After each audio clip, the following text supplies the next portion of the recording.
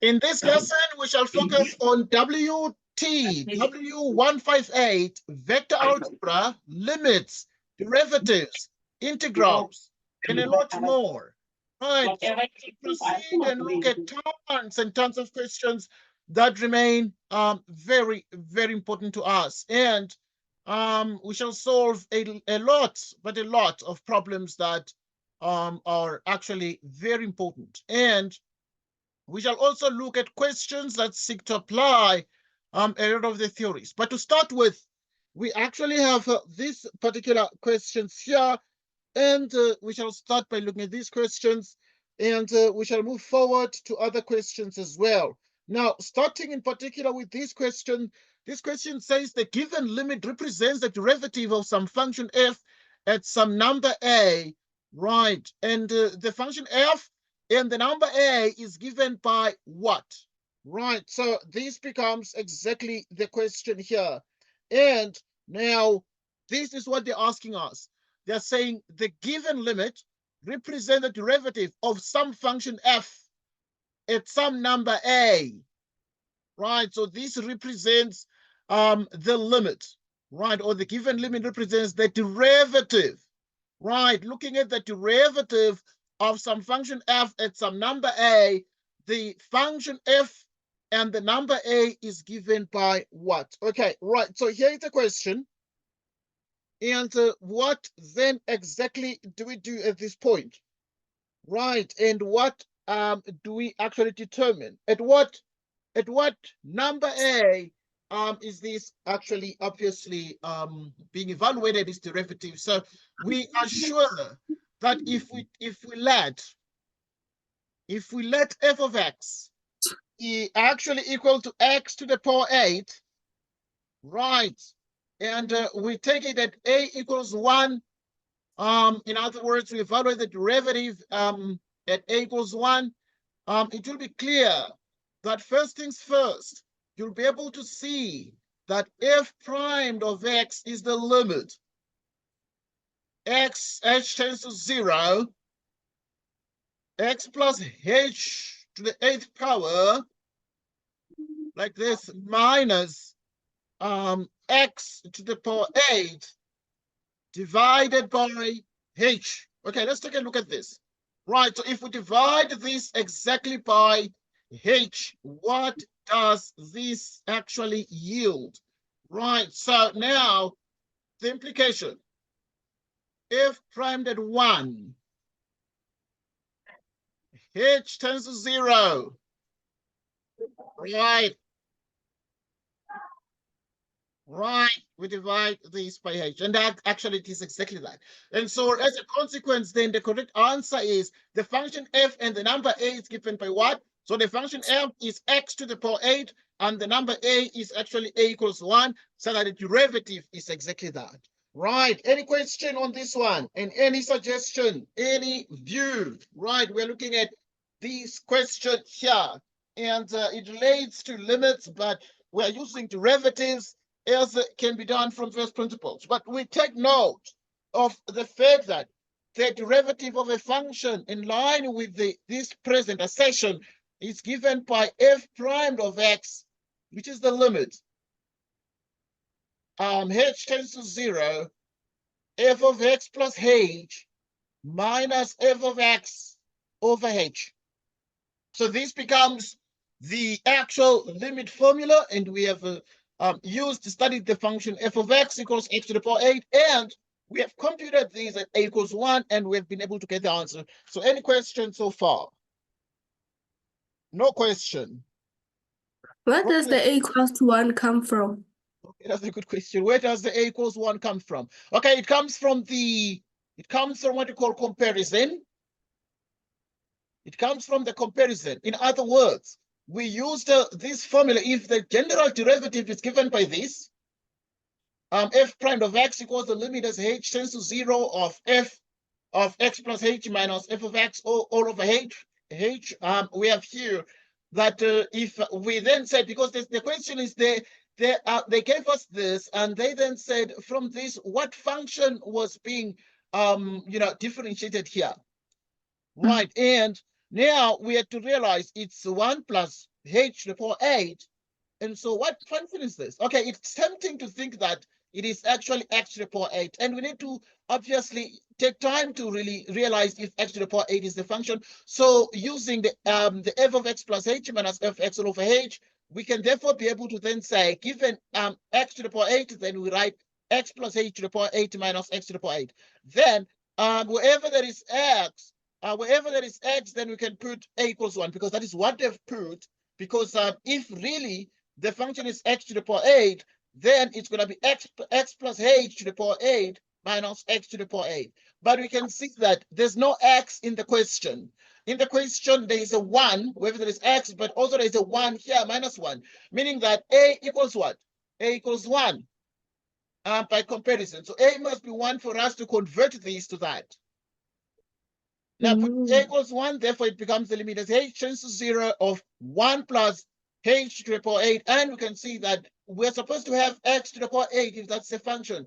But in the question, they've put minus 1. And therefore, it means, therefore, that they have evaluated this derivative and replaced x by 1. In other words, a, therefore, equals 1.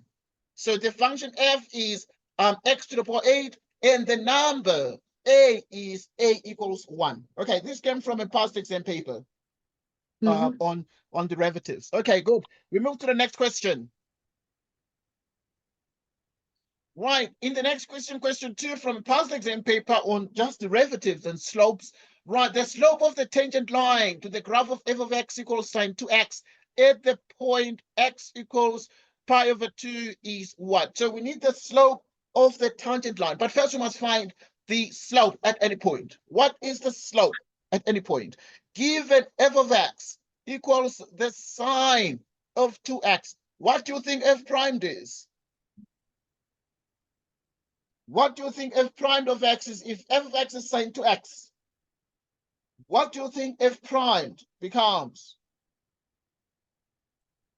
2 cos 2x. It becomes cosine 2x times Multiplied by 2. Multiplied by 2 by the chain rule. Well done, thank you. So this is 2 cosine 2x. Now, this becomes the slope at any point. Now, we want to find the slope of the tangent to the graph of this at this point. So now, if we evaluate these exactly at the point pi over 2, it means that we shall have f primed pi over 2, which is 2 cosine 2 pi over 2. And therefore, this is f prime of pi over 2. 2 cosine pi. Right, we know that cosine pi is what? It's like cosine 180, which is a minus 1, giving us minus 2. And this means that at this point, we just obviously looking at this, and it means, therefore, we're looking at the slope of the tangent. So this means, therefore, that the slope of the tangent, right? So the slope of the tangent is what? Right, so the slope of the tangent equals minus 2. Right, so the slope of the tangent equals minus 2. Right, so any question here? No. Okay, good. We continue. Some of these you're gonna try, okay, because we are reviewing past exam papers actually that pertain this course on multiple topics. And some of these you're gonna try. Like this frag 3. I'm gonna give you frag 3 to try. Right, frag 3 says you have been given the function f of x. Okay, it's not very long. It's x squared minus 4, all divided by x squared minus 5x plus 6. And the question we're asking is the equations of all vertical asymptotes is or are what? Right, so what is you need to find the equation or equations of all asymptotes. Right, I'm giving you 2 minutes to try this question right now. And please, as soon as you're done, you let us know. Okay. please.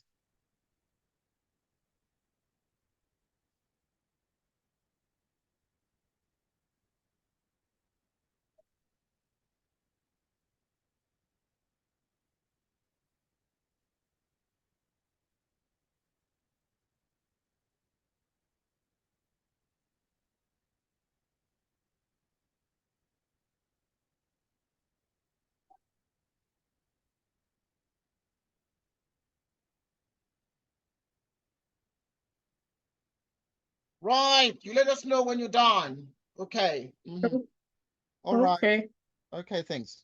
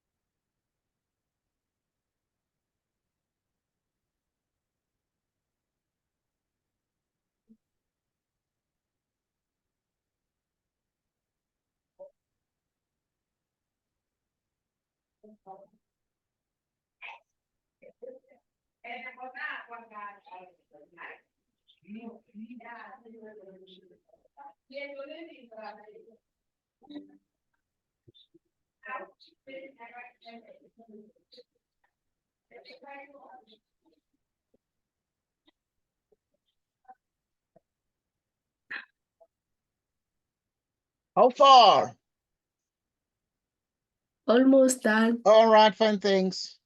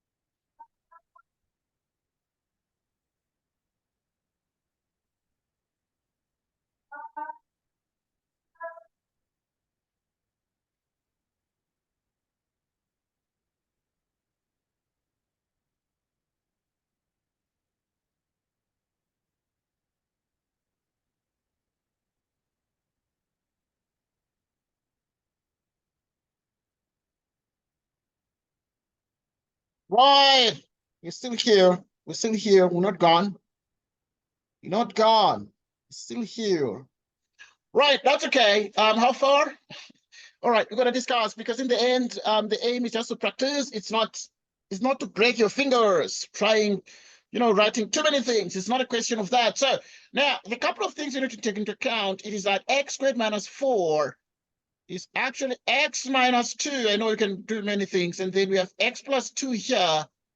And this is actually all divided by the following. Right, it is all divided by the following. We have x minus 2 and we have x minus 3, like this. So x minus 2 surely will simplify. And then we have x plus 2 will sort of cancel, and we have x minus 3. So at this point, we're able to determine with precision the actual equations of the vertical asymptotes. The vertical asymptotes at this point occur whenever the function is undefined. Therefore, x must be equal to 3 exactly, and that is the answer. X must be equal to 3 exactly, and that is the answer. X must be equal to 3 exactly, and that becomes the answer. Right. That becomes the answer. Right, so We done? Or if alternatively, I mean, you can say x minus 3 equals 0, and that means x equals 3. So it's when the denominator is 0, that is going to give the vertical asymptotes. Okay. Now, this is it. What about x equal to 2? Another student can ask, what about x equal to 2? Obviously, this happens whenever x is not 2, because obviously that x equals 2 is not a vertical asymptote because it cancels out. So x equals 2, for example, just a comment there, it's not actually classified as a vertical asymptote in this case because it cancels out both in the numerator and the denominator. We move to the next question, please. The next question is the following. Vraag 4. Bepaal the limit. Right, if we need to determine this particular limit, how do we even proceed to do this limit question? So we have here with us the limit as theta tends to 0 of 2 the tangent of theta. We divide by twice theta sine 3 theta. First things first, we note that at this point is 0 to 0. Okay? So now the derivative of the top is what? Right, the derivative of the top is the secant squared theta. The derivative of the 2 theta with respect to theta is just 2. The derivative of the sine is the cosine. And then there's going to be a 3 that's going to come from the derivative of the 3 theta. So it's 3 cosine 3 theta. If you take the limit as theta tends to 0, this is going to be 2. The secant squared of 0 divided by 2, the cosine of 0. 2 divided by 2 plus 3, which is 2 out of 5. 2 out of 5.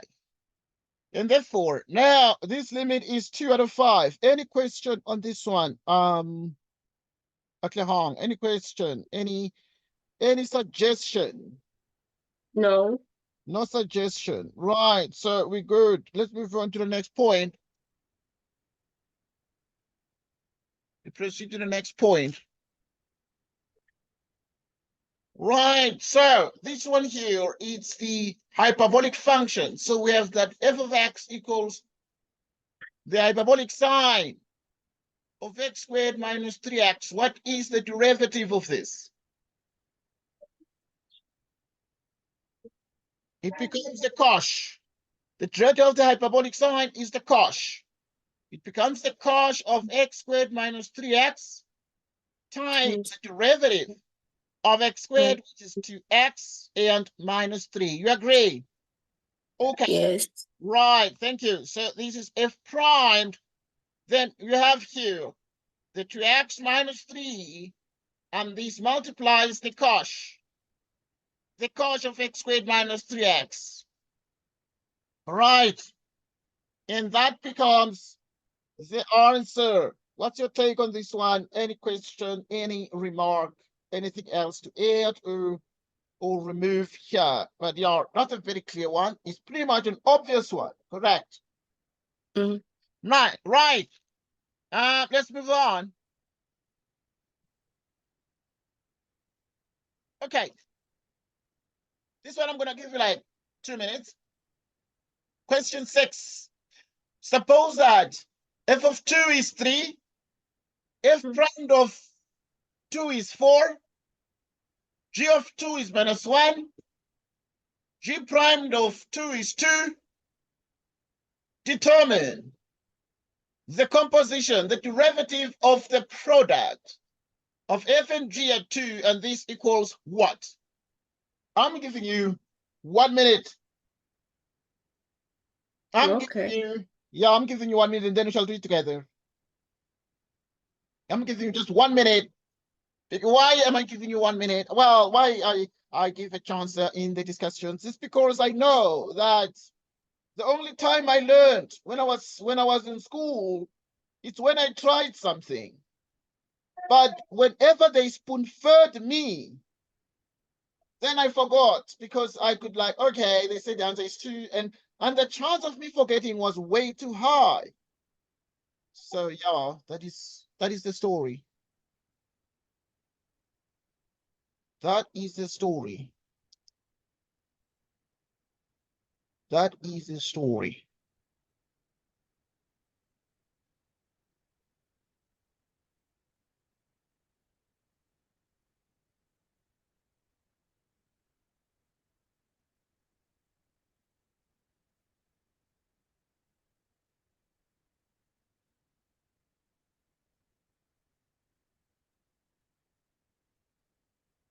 That is the story.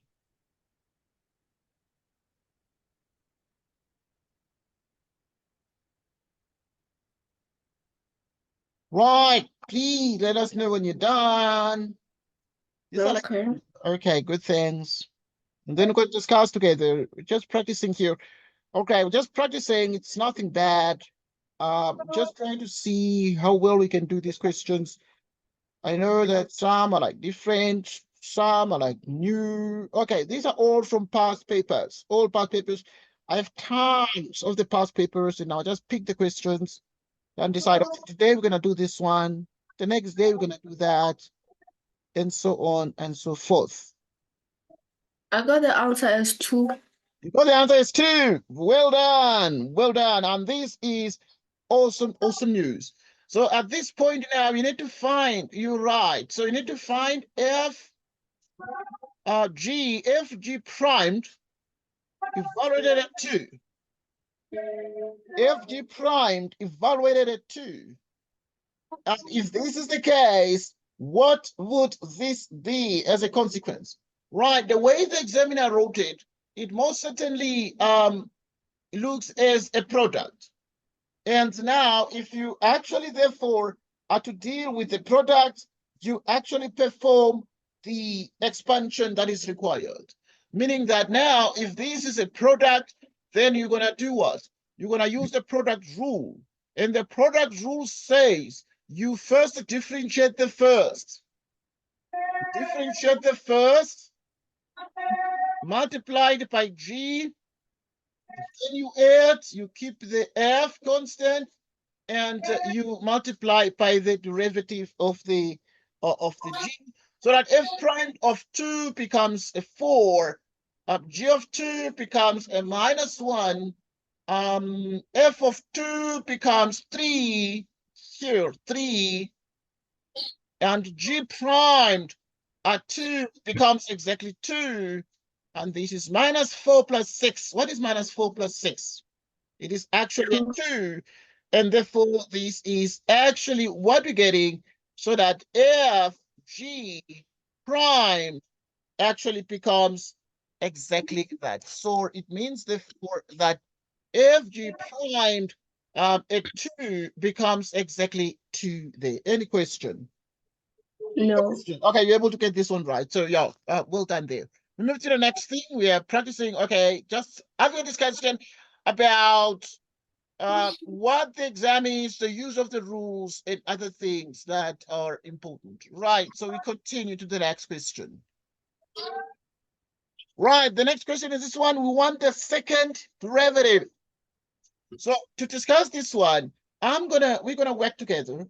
So now we have here that f of x equals x ln x minus x. And therefore f prime of x equals what? Is 1 times ln x. 1 times ln x. Derivative of the x is 1 times ln x plus x. The derivative of ln x is 1 over x. Okay, so use the product rule for this, because derivative of the x is 1 times ln x plus x. The derivative of ln x is 1 over x. And then now we have the derivative of the x, which is a -1. What is all this? Okay, this means that f prime is ln x plus 1 minus 1, because the x cancels out, and we've primed, and the cancellation only happens whenever x is not 0, because 0 over 0 is undefined, so that we have ln x. The second derivative is 1 over x. It is 1 over x. So the correct answer is that f double primed is 1 over x. Any question? No. No question. Right, so in the absence of a question, we move to the next. Next question. Okay, question 8. The point on the curve y equals e to the power x over x plus 2, at which the tangent line is horizontal, is what? Let me give you 1 minute to do this one, please. Let's give you 1 minute to do this one. Yes, please. Right, we give you exactly 1 minute to do this one. Not a very nice one, it's a bit long. See, it's a bit long, sorry, yeah. Right.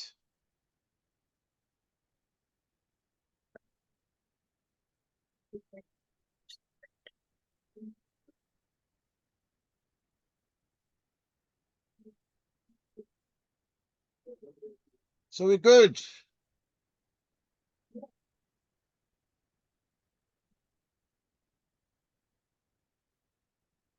So we're good.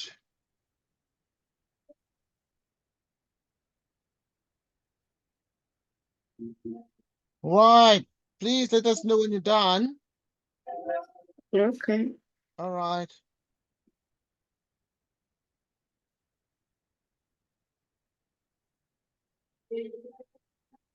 Okay, I know that obviously it takes a good amount of effort. Right. So the point at which the tangent line is horizontal is what? So first thing, what do? We find the derivative.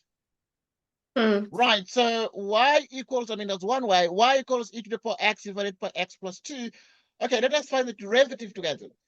So we're finding dy dx. The derivative of the numerator is actually e to the power x and then x plus 2 minus, minus the x plus 2. Okay, so we found further derivative of the e to the power x, which is just e to the power x. You multiply by the denominator. The derivative of the denominator is actually a 1. And you multiply by the e to the power x, and you divide these by the x plus 2 all squared, and this becomes what you call the quotient rule. And this becomes x e to the power x plus 2 e to the power x plus 2 e to the power x minus e to the power x divided by x plus 2 all squared like this. And this means that it is x e to the power x plus e to the power x. You divide everything by x plus 2 all squared. Right, which means that you have exactly x plus 1 e to the power x. You divide everything by x plus 2 all squared. I mean, this is somehow how you can write the derivative. But we're saying the derivative between the tangent line is horizontal. What do you do with this? If the tangent line is horizontal, what happens? Okay, because the slope of the tangent line is e to the power x divided by x plus 2 all squared. Something happens when the slope, because the point at which the tangent line is horizontal. So what do we do when the tangent line is horizontal? Your thoughts? What do you think of this? Aklahang? When the tangent line is horizontal, how do we get the answer? What does it mean for us? And how do we proceed? The derivative equals to 0. The derivative is 0 because the line is horizontal, 0 slope. And if the derivative is 0, it would mean what? It would actually mean x equals minus 1, okay, because the exponential function is never 0. Okay, so it will mean that x equals minus 1. And if x equals minus 1, then what do we do with this? Because we need the point. The point. So x is minus 1, and then y is what? Y is e to the minus 1 divided by minus 1 plus 2, and this is e to the minus 1 over 1. And in the end, it follows therefore that our y is e to the minus 1. You can call it 1 over e, meaning the point is exactly this. Okay, where x equals minus 1 and y equals what? Y equals 1 out of e. And that becomes the answer. Any question on this so far? No. No question. All right, we proceed to the next one. The next question. Okay, this one is the mean value theorem. The values of C that satisfy the mean value theorem for the function f of x equals x minus x cubed on the interval this is given by what?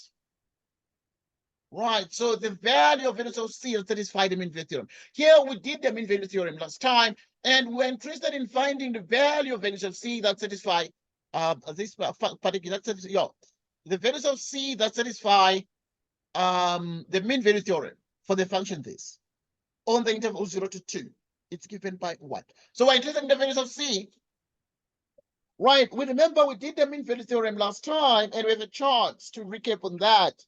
Because here is the mean value theorem that comes in the exam, the notion of the mean value theorem, the Rawlings theorem, and a lot of results that remain pivotal to this particular module. Right.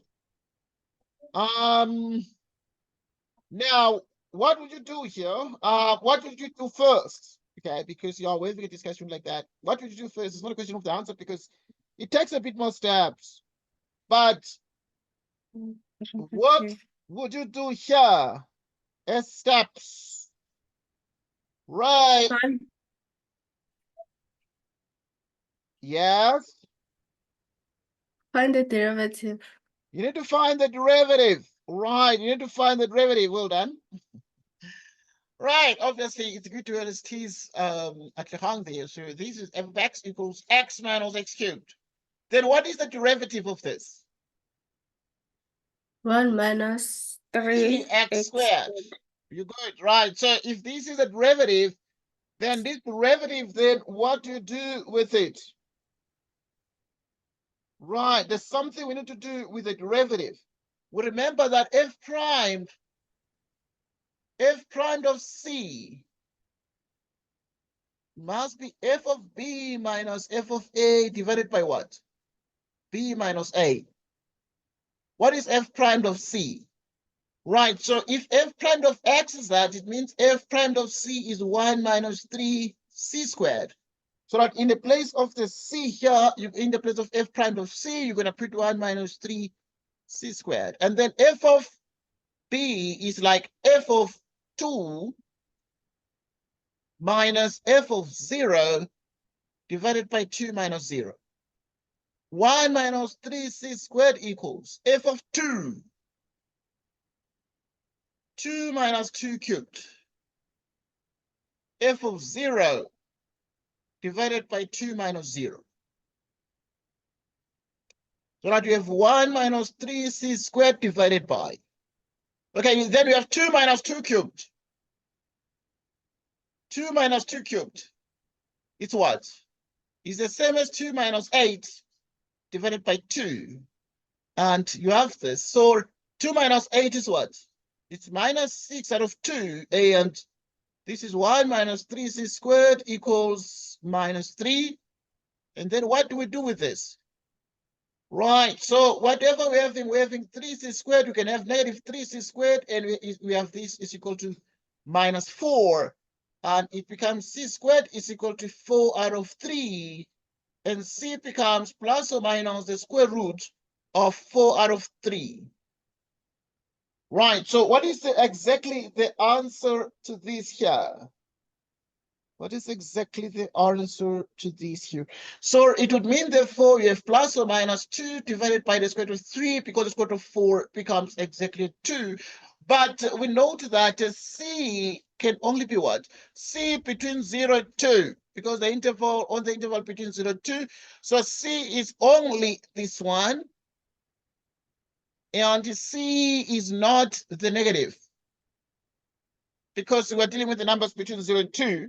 So we only take the positive between 0 and 2. So we only take 2 divided by the square root of 3. And we do not take the negative, okay, between 0 and 2 within this closed interval. And then we've used the mean value theorem. However, there's more that we need to do. There are more interesting questions on the mean value theorem, consequences of the mean value theorem, and also the idea of Rawlings theorem. Let's take a look at the next question. The next question is actually quite heavy. Let's take a look. Right, this question was set as question 10 in one past assessment. We have a perfect opportunity to practice this question. Which of the following statement or statements is or are always true? Right, if f prime of c equals 0, then f of x has a maximum or minimum value at c. If f prime of x equals g prime of x, yes, for all x in the interval I, then f equals g on I. If f of x is differentiable on the open interval AB, and c is a local maximum of f in AB, then f prime of c equals 0. You see, the question is, we are saying which one is or are always true. So we need to look at this and think. We need to look at this and think. But looking at the first one, we're able to see that if the first derivative at c is 0, then f of x has a maximum or minimum value at c. Surely we can see that this one here is false. Right. Why? Because we need the statement which is or are always true. Which of the following statement or statements is or are always true? Okay, now let's look at the first one. Right, if the derivative at c is 0, what would that mean? Is it always true, this? Okay, once again, it is false. It is false.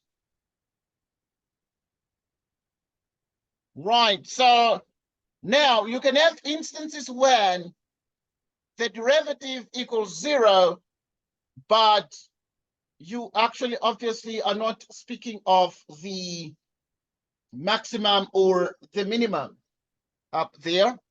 Roman figure 2, if f primed is g primed for all x in the interval I, then f equals g on I. I mean, if the derivatives of two functions are equal, then are the functions equal? Obviously not. Why? Okay, in the second Roman figure, you can have that f of x is x squared plus 1. G of x is x squared minus 5. The truth is, the derivatives are equal because f prime of x equals 2x, but the derivative of this is also 2x. So if f prime equals g primed on the interval, then is f equals g on the interval. Well, I mean, these functions have the same derivative, yet they're not equal to each other. So obviously that becomes false. So that becomes exactly false. All right, so that becomes precisely false there. What is the next question? If f is differentiable on the open interval AB and C is a local maximum of f in AB, then the derivative is 0. This one is true. Indeed, if f is differentiable on the open interval, okay, we remember this when we discussed the notion of the contingent differentiability of the functions in relation to what we call the mean value theorem and what you call Ronnie's theorem. Right, if f is differentiable on the open interval AB and C is a local maximum of f in AB, then that is the case. Right, so in other words, if you have a differentiable function and we are told that C is a local maximum, then indeed this follows. So that now which of the following is or are, but always true, the correct answer is the third Roman figure. Right. What do you think of this? What's your take? Any question, remark? No. Right. Okay, good. We move to the next question as follows. Right. Now, Friday 11 and 12. In this question 12, 11 and 12, the graph of the first derivative, which is f prime of the function f, is given. Right, here's the graph of the function. The function f has a local minimum at what? Okay, so yeah. So in question 11, they just asked the question. Here's the graph. This function has a local minimum at what? So now you need to look and reason this out. This function has a local minimum at some point. If this is a derivative function, at what point do we have the local minimum? Just give one. Right, so at this point, it's going to have a local minimum at this point here, because this is the derivative function. So it's going to have a local minimum at x equals b. Going to have a local minimum at x equals b. Why? Because the derivative is 0. This is a derivative function, and we're able to see that f prime of b equals 0. And therefore, this means, therefore, that at this point, we have a local minimum at this point. Any question? No. Right, move on. Let's look at frag 12. The function f is concave down on the interval. The function f is concave down on the interval. On which interval do you think is concave down? What is your take on this one? They're saying it's concave down somewhere, but where is it concave down? From B to D. Okay, that's fine. If you think that it's concave down from B to D, okay, that's okay. But remember that this is the f primed. It's f primed. But also you're able to see that the f primed, we want to know about f itself. Right, so f itself, because you can see that f prime, the slope itself is such that the function is of this particular shape here between C and E. Right, and this means, therefore, when is the function f? Okay, this is it's the derivative, but we want to know what this derivative is saying about the original function. Right, so now there are a couple of things that would be very important here. So now, it concave down would mean what? Right, concave down would mean that the second derivative of the function is negative. And that would mean concave down. And clearly, the second derivative, it's the slope of this one. And so the slope of this one, in other words, the function is running down slope, and it's running down slope precisely in the interval C to E. In the interval C to E. Right, from C, the slope is negative. Okay, because why are we even mentioning the slope? Because we're speaking about concave down. Concave down means the second derivative is negative.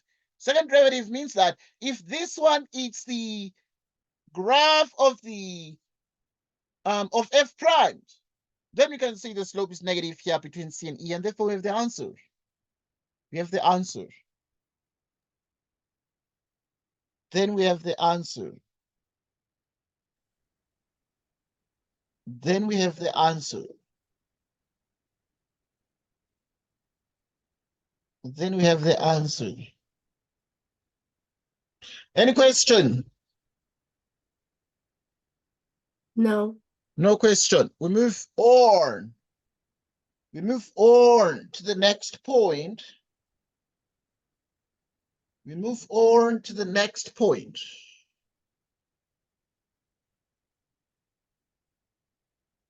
Right, so the next question is going to be exactly the following. Right, and then we're practicing because we know something. We know that practice makes perfect. We know that practice makes perfect. We need to find the equation of the line through the origin that is tangent to the function this. 2 marks. I've taken this on past paper. What do you think of this? What do you think of this? It's too easy. I'm giving you 2 minutes. I'm giving you 2 minutes. Yeah, please let me know when you're done. Find the equation of the line through the origin that is tangent to the graph, to the function, to f of x equals e to the power x. Right.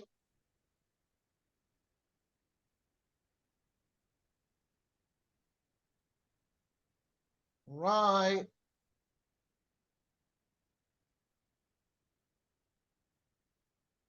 Right.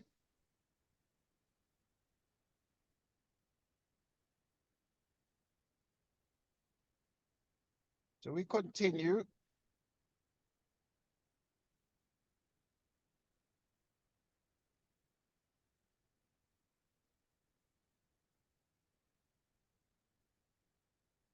We continue.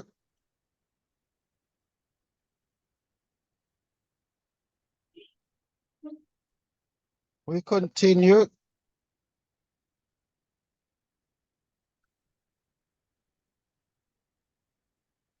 Right, we continue.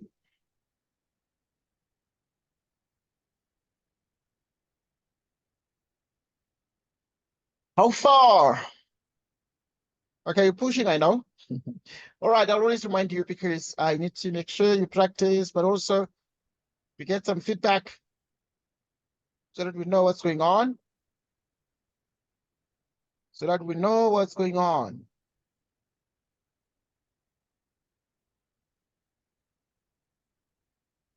So that we know what's going on.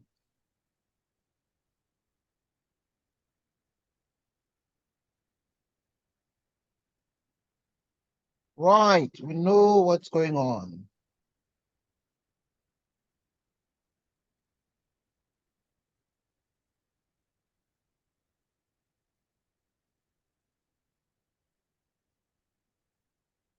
Right.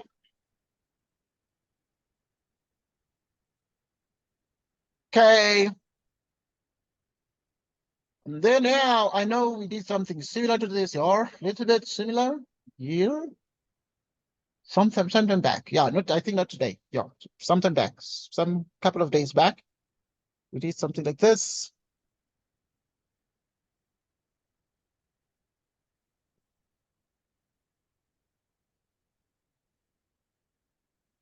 Some couple of days back.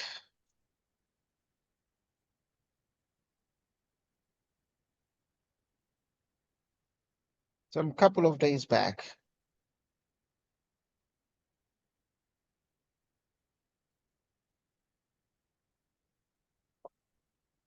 Some couple of days back. All right.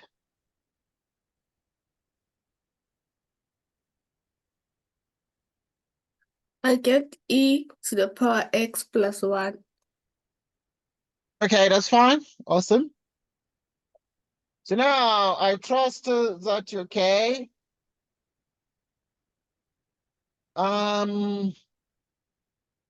Right.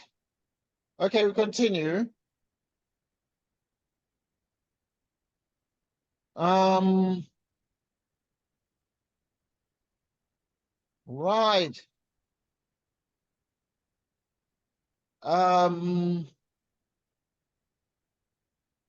I'll continue. Right.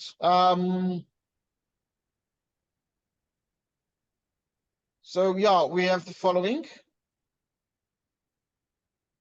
We have the following here. Right, find the equation of the line through the origin. Okay, it is through the origin, meaning it is through 0 and 0. That is tangent to the function. Because it is tangent to the function, it means f of x is e to the power x, and the slope, the derivative is e to the power x. Evaluated at x equals 0, that's f prime of 0, which is actually the following, so that we have e to the power 0, which is 1.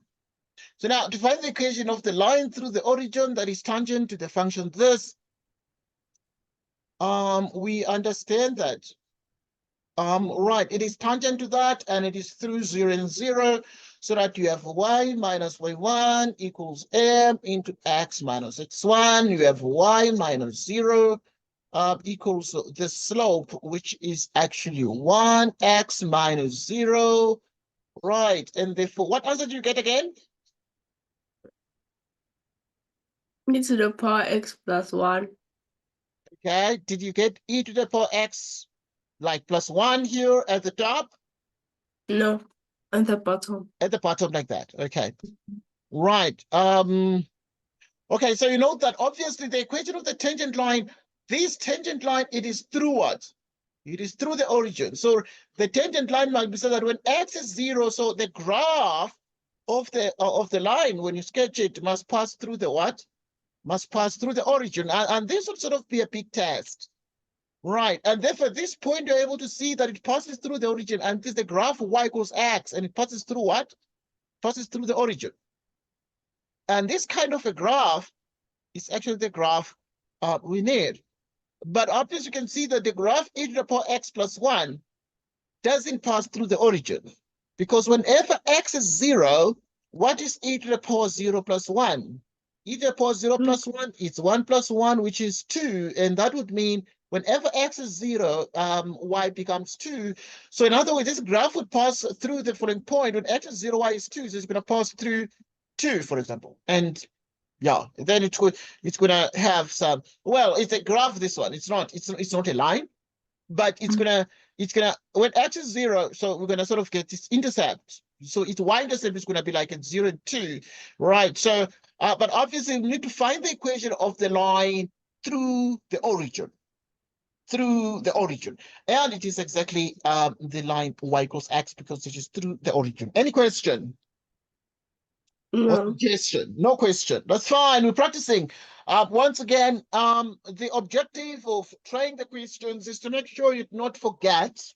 You try something and then this thing can stick with you, because these things I'm doing, even when I was still undergrad, when I was still doing my first degree, 3 years, I had to practice.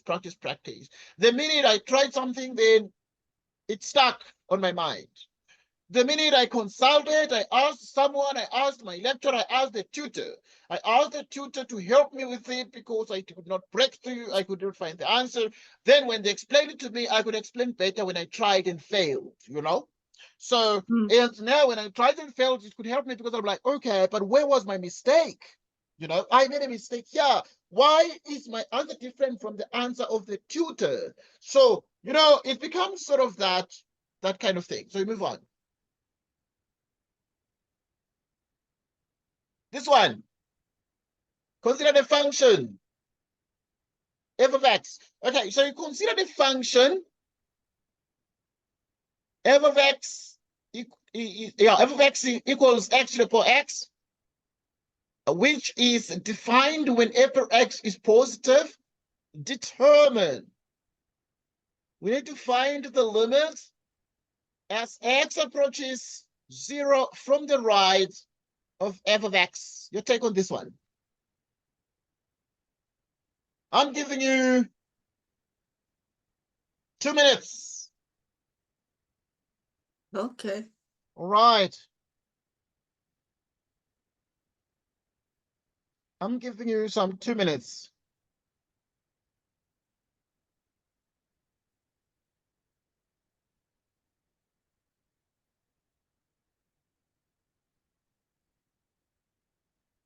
All right, and then you let us know when you're done. Okay. All right.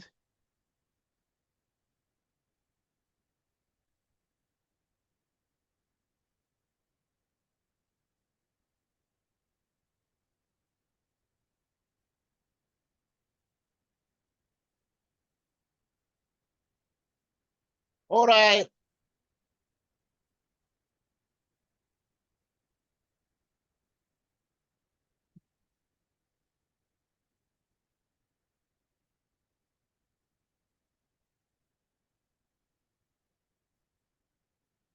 All right.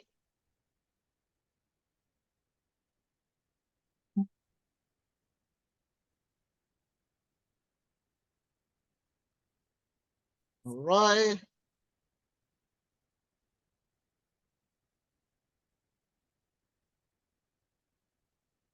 Right, so please let us know when you're done.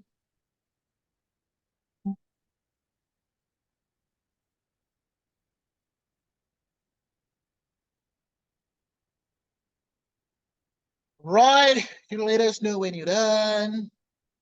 Okay. Okay.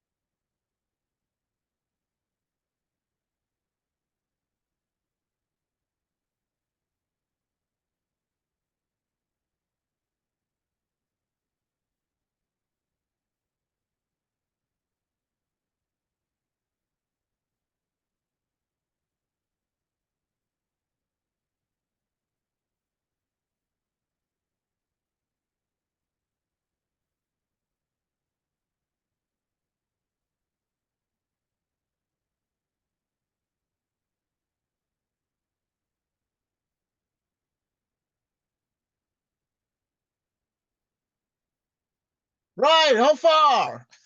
I hope you're not sleeping. Okay. Almost close. All right, let's find things.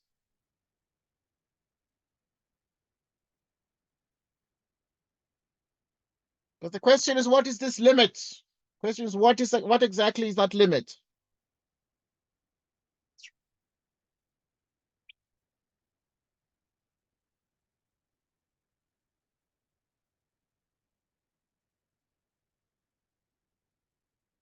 What exactly is that limit?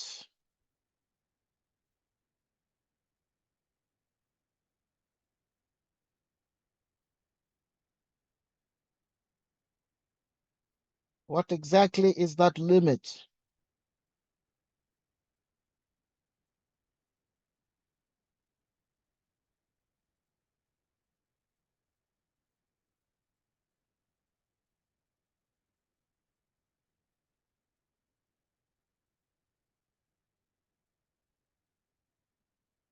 Right.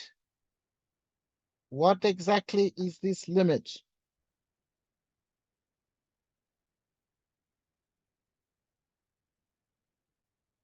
Yes, hello, Trondre. Fine, thanks, and you, Trondre.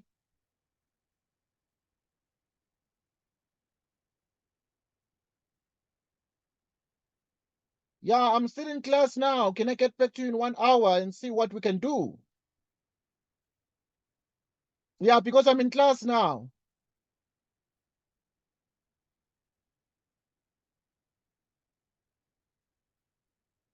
Yeah, understand. Yeah, but I'm in class now as I'm talking to you, you know?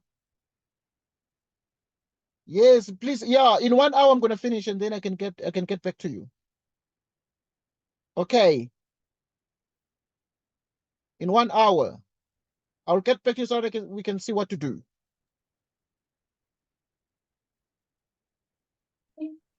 No. All right, yes, how far? How far?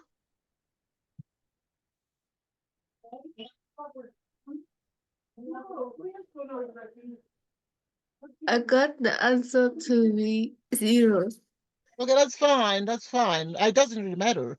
It's not an exam. It's only a practice session, right, where we are deliberating on this and taking a look at these particular questions. So if you have this limit as x approaches 0 from the right, f of x is x to the power x, right, which is the limit as x approaches 0 from the right, and this is e to the power the ln of x to the x. This is the limit as x approaches 0 from the right, and it is exactly x ln x, like this. Right, so that is what we're actually then getting. But when you get to this particular point, what then are we able to achieve out of this? As x approaches 0 from the right, then the top it's going to be, so it's going to be e to the power, right, 0 times the ln of 0 becomes infinite, okay, because this is the log graph. If this is the x-axis and that is the y-axis, and therefore this becomes the logarithmic graph. The graph of y equals ln x, like this. So in the end, we have the following.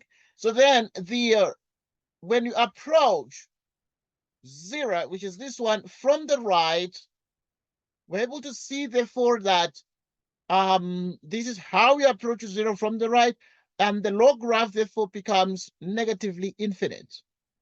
Okay, it approaches negative infinity. Because if x goes to infinity, it becomes infinite as well.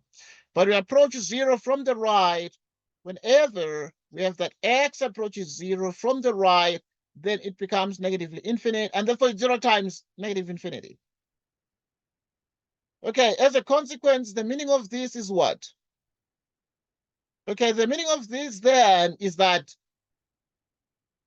whatever we have here becomes the function of the form 0 times negative infinity. Okay, so how do we therefore evaluate this? We proceed as follows. We have e to the power. Right, now, this one you can write as ln x divided by 1 out of x, like this. Right? So now, if you substitute here, it's going to become infinity over sort of infinity, and like negative infinity over that, and therefore you can differentiate this. Right, if you actually are dealing with the limit as x approaches 0 from the right of e to the power ln x divided by 1 out of x. It is the limit as x approaches 0 from the right e to the power. The ln x derivative is 1 out of x. Okay, the derivative of 1 over x is minus 1 out of x squared.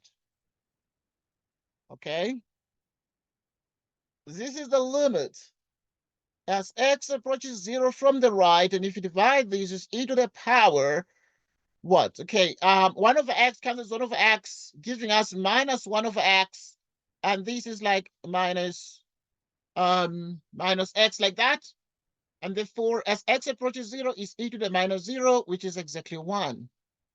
Okay. Is that what you got? Yeah, I'm trying to remember what you said. If you said 1 or No, something. Okay. I Yeah, but said 0. you said 0. Okay. But the answer is 1. Any question? Okay. Yeah, any question? Because I had not done it myself. So I was trying to see what the answer is going to be because I picked this for a past paper.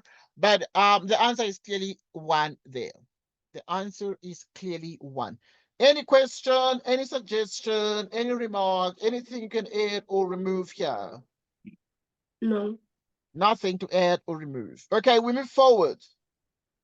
We move forward and we obtain exactly the following. Next point.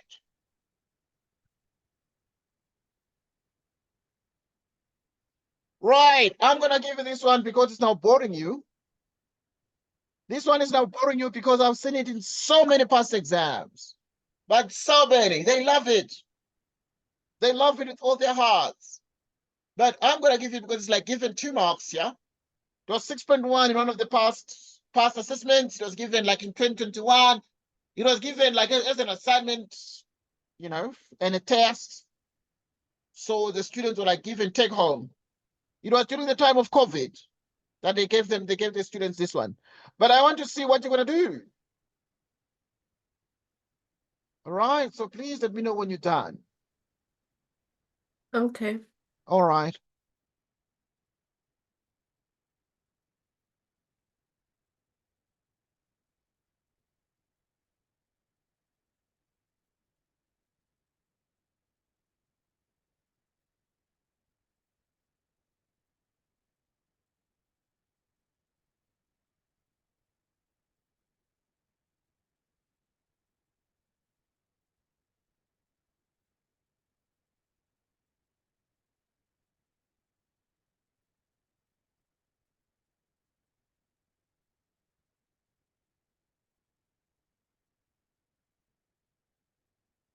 Right, we're still here. We're still here. Just in case somebody's gonna watch the video and be like, "This guy is a god." They've gone quiet. No, we're not gone quiet because we're gone. We're here, and we're still here. Right, we're still here.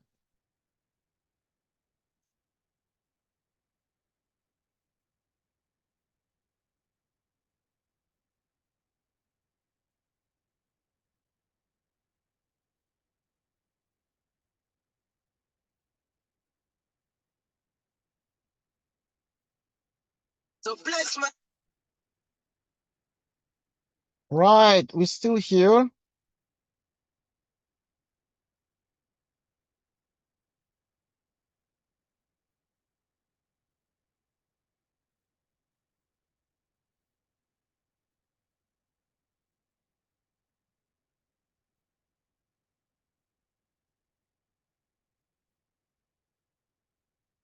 Righty, righty, righty, righty.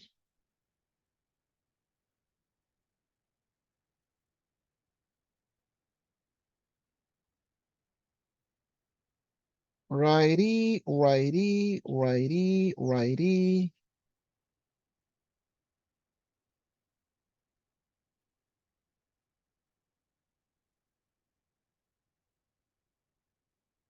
Right. Righty, righty, righty.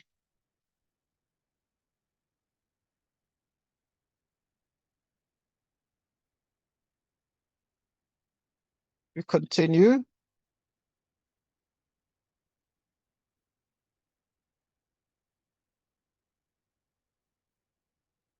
How far? We're finishing.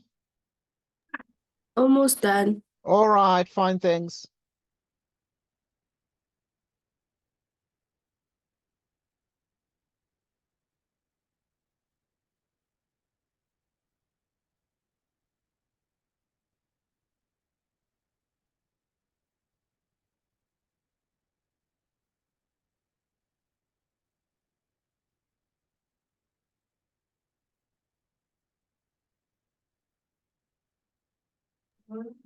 I got the answer as 1. Right, you might be right. You might be right. Let's try together. I've not done. I know that this question is a repeat question, because I've seen it in other assessments. But sometimes I just take the whole paper and put it here and discuss the whole paper. So now at this point, as x approaches negative infinity, then we can see that this is going to be infinity and this is going to be 0, 0 and infinity. And therefore, we can actually be in a position to do these differently. And we can write these as x squared like that. Right, we can write this x squared, we put the e at the bottom. Yeah, okay, like that. Can write it as x squared, and then we put the e at the bottom. As x approaches negative infinity, it's going to be exactly what? Right, it's going to be exactly infinity over infinity. It's going to be exactly infinity over infinity. So with this in mind, we're able to do the following. So perform the derivative. As x approaches negative infinity. Okay, the top therefore becomes 2x. The bottom becomes minus e to the minus x. As x approaches negative infinity, therefore this is going to be infinity, and the bottom is also going to be infinity. So we still need to, it takes the form infinity out of infinity with the negatives, etc. So we're going to obviously continue to differentiate this, becoming 2 divided by e to the power x. Right, this is what we are able to achieve. So which is 2 divided by, okay, this is a negative. So that is, it is actually therefore e to the power infinity like this, and therefore it becomes 2 to the power. Okay, because we replace the e to the power minus x, wherever there is minus x, we put infinity. So that it becomes e to the power infinity, which becomes what? 0. Which becomes 0. So that then in the end, the limit of this, the limit is what? It's actually 0. Any question? Right. Any question? Okay, there are a couple of ways of us to do this, but yeah, this is just one way to do it. This is just one way to do it.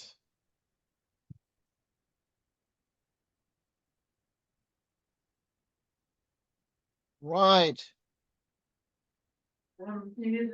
Any question? No.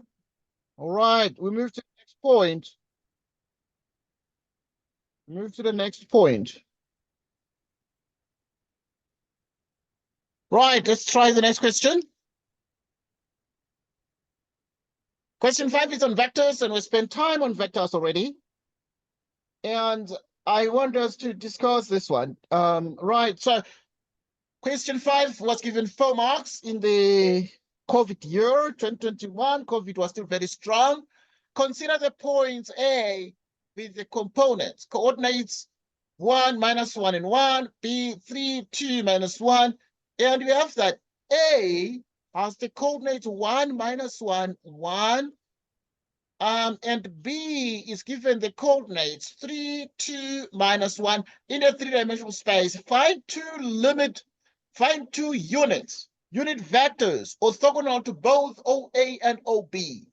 Right. Find 2 unit vectors orthogonal to both OA and OB. Verify that these vectors are indeed orthogonal to both OA and OB. What's your take on this one? I'm giving you 2 minutes. Right. Okay, we're just practicing. You'll forgive me because sometimes I just throw these questions at you. Because I want you to just, try the question and then see what. Then when you do it together, then you see, okay, this is what happened. So, you get the result. We get the result. We then get the result.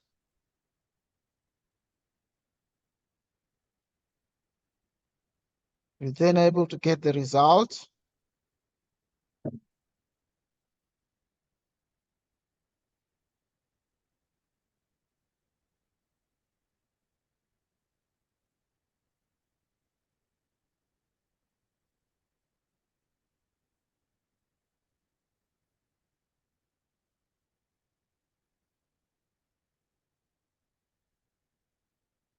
Right. Where shall we getting the result?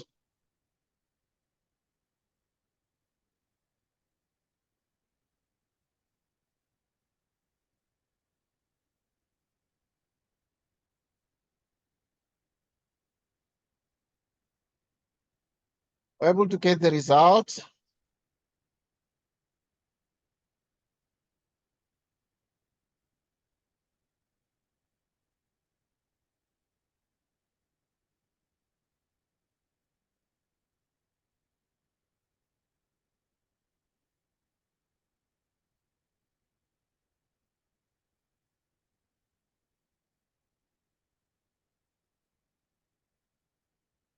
Right.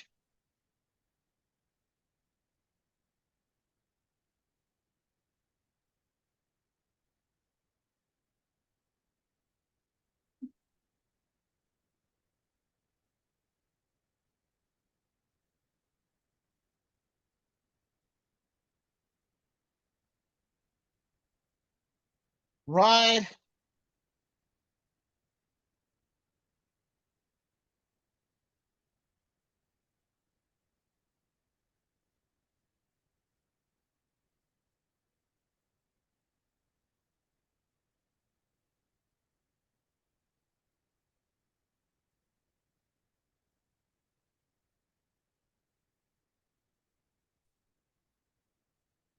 Right.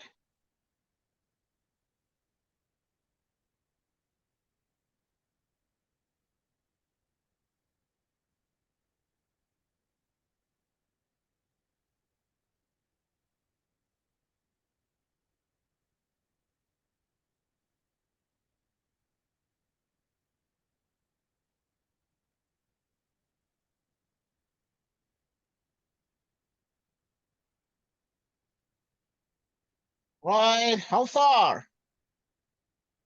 Almost done. All right.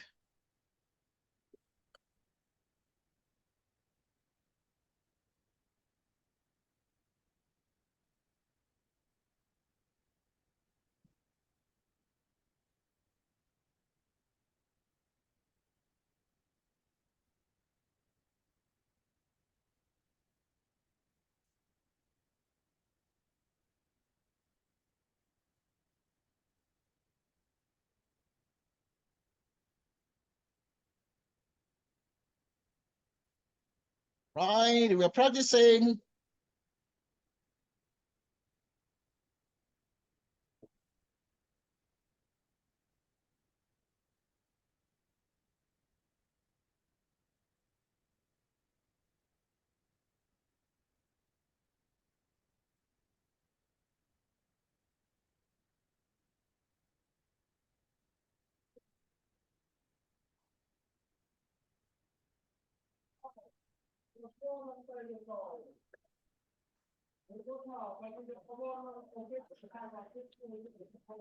I got the answer. What answer did you get? We need to check this.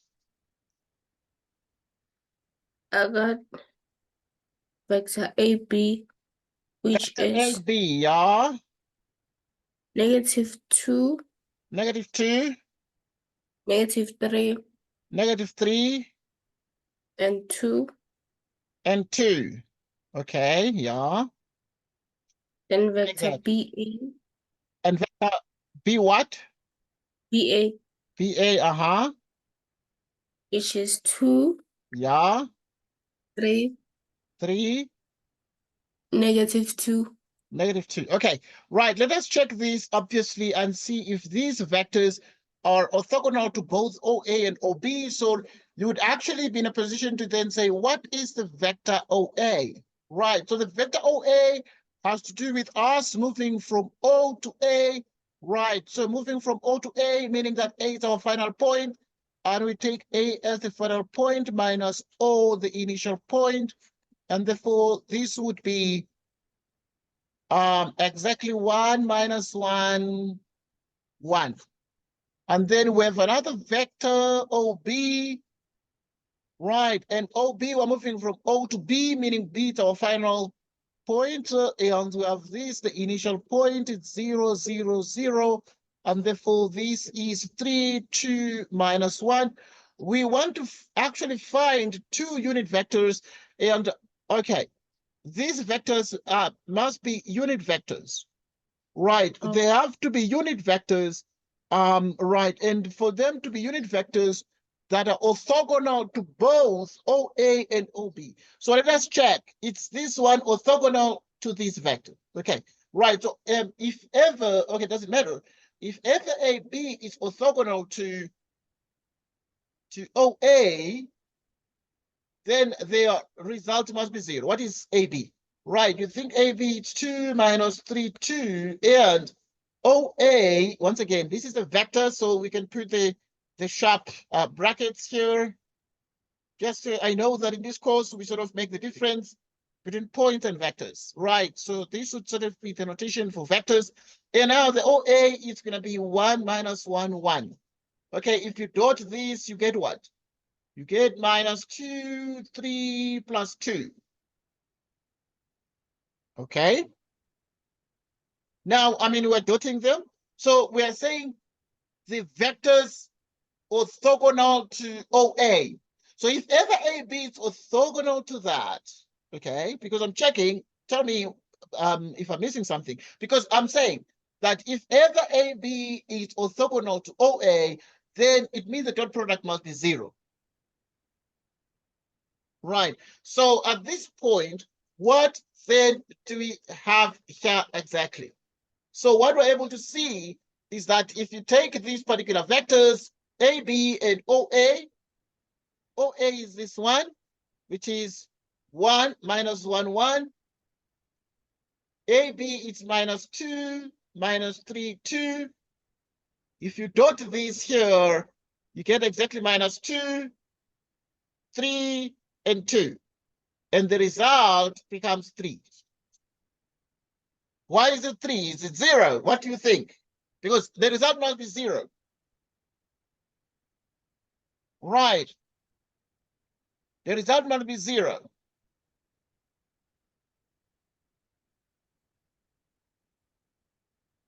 So what do we do? What do we do?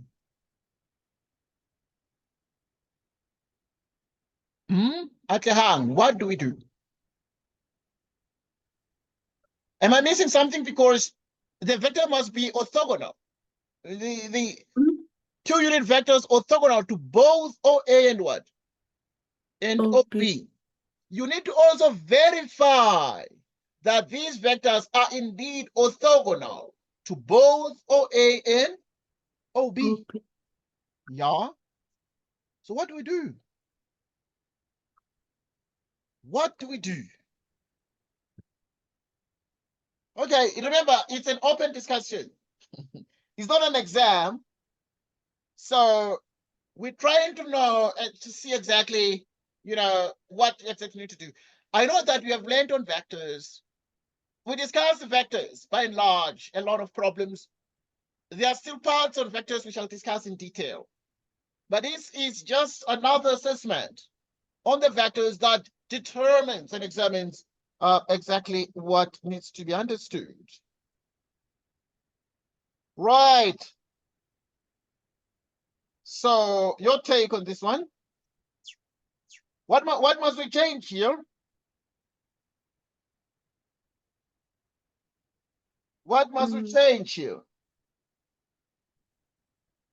The vectors A, B, and BA. Please come again. The vectors A, B, and BA. Yes. We must make them unit vectors. Okay. But they must be orthogonal first. Yes. We can make them unit vectors, but they must be orthogonal. Orthogonal meaning, okay, we can make them unit vectors, but they must be orthogonal first so that if you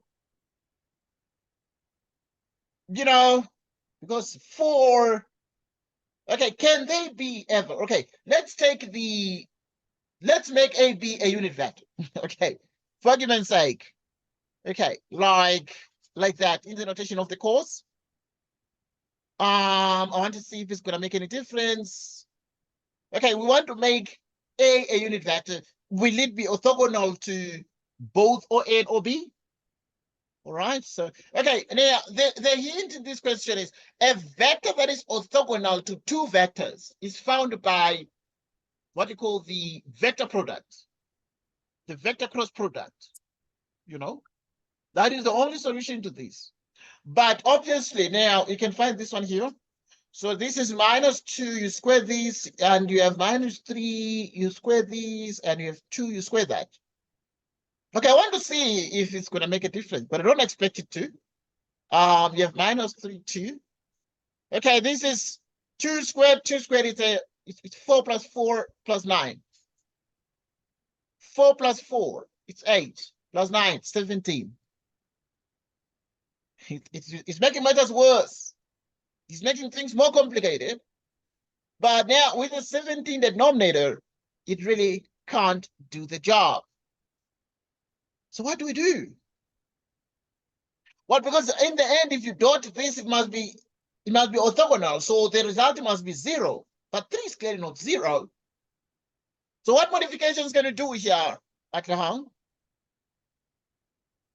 All right. So yeah, there are a couple of ways to do this. But one way to do this is to say, find two unit vectors orthogonal to both. If vector is orthogonal to two vectors, you need to first find the vector OA. As we said here, if you're moving from O to A, and then we have 1 minus 1, 1. Now, we are moving from O to A so that we then have the final vector minus the initial vector. And therefore, the result is 1 minus 1, 1. We have another vector OB. And then now, you have exactly the following. So that now, if you actually deal with OB, right, what exactly is B?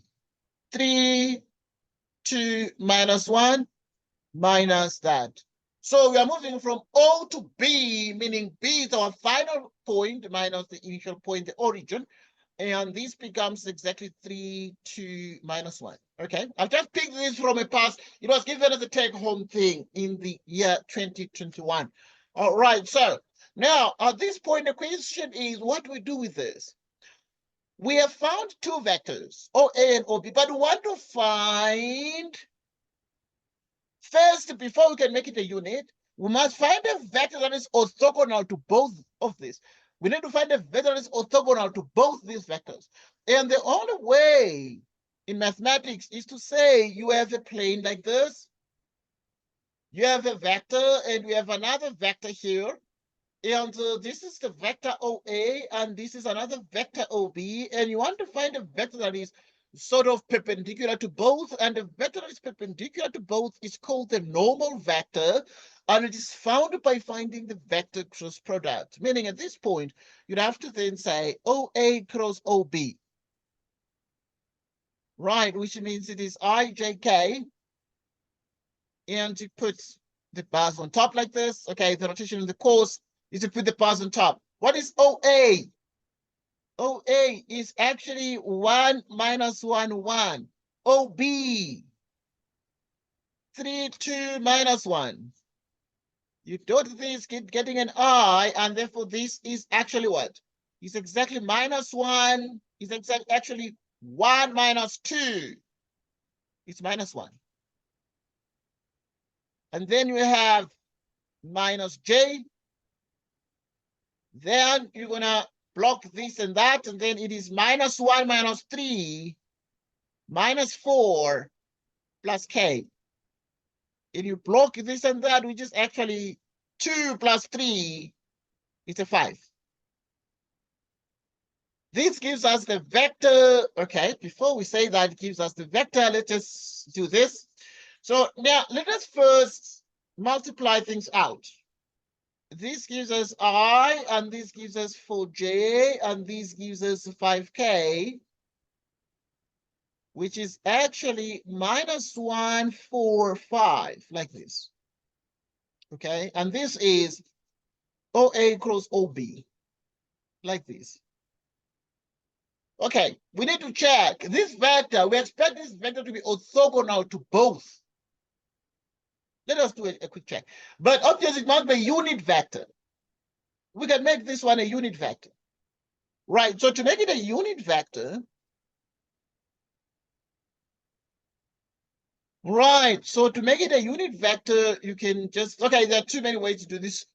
But to make it, to find the unit vector, then you can take vector OA, OB, and you divide it by what? You divide it by the length.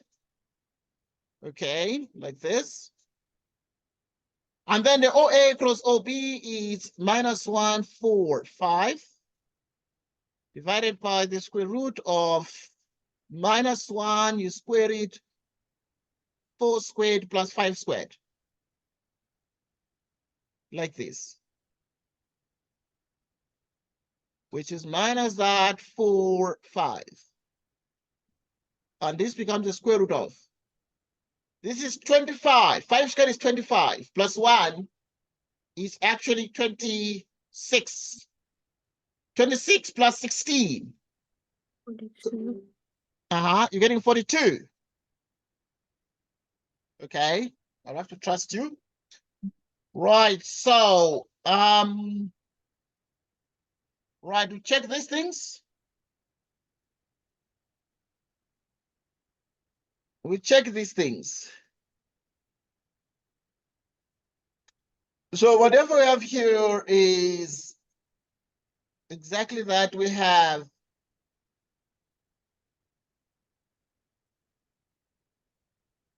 right, so let's do some calculation. We have the 1 squared, 4 squared, 5 squared, 42. Yeah, that's the correct answer. And then if you have 42, then you can take the square root of the answer. It's just 42, which is that. Okay, that's fine. So, right, so we're getting that. So that's sort of the answer to this. But this gives us precisely just a vector. Right, so it gives us exactly just a vector. Now, then the question becomes, what do we do with this? What do we do with this? What do we do with this? Right, so what we do now, you need to test, is this gonna work or not? So now you're gonna check if you dot. So it's -145.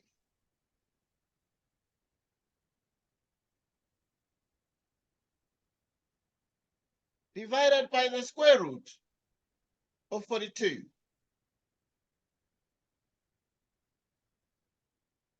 Okay. You dot it with, okay, this is the vector OA cross OB divided by the length of OA cross OB. What is OA? Well, we saw that the vector OA is 1 minus 1, 1. Okay, this is one of the vectors. Let's do a check.